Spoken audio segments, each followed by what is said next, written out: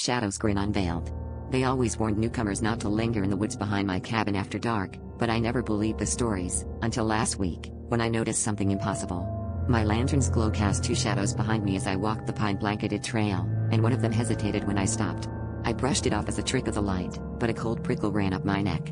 I'm sharing this now because what happened next still won't let me sleep. Over the next few nights, the second shadow grew bolder. I'd catch glimpses of it in the corners of my eyes, slinking behind trees or stretching across the floorboards while I sat by the fire. It moved when I did, but the timing was always just a hair off, delayed, as if learning. Sometimes, it flickered and twitched, as if struggling to mimic my movements. I started locking my doors and shutting the curtains, but nothing kept it out. It always found a way to slip in, clinging to my heels like some dark stain I couldn't shake. Last night, I woke to the sensation of someone breathing beside my bed.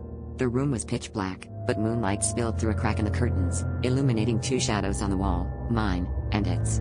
I tried not to move, barely daring to breathe. Its head cocked at an unnatural angle, arms hanging too long, fingers stretching toward me. I realized then that I hadn't heard my own heartbeat, only the deafening silence as it crept closer, sliding along the wall like oil. I scrambled for the lantern, but the flame sputtered out as soon as I touched it. The other shadow peeled away from the wall, rising up, filling the room. I felt icy fingers grip my shoulders, and suddenly I was paralyzed, unable to scream. The last thing I saw before everything went dark was my own face, twisted into a grin, stepping into the lantern's weak glow.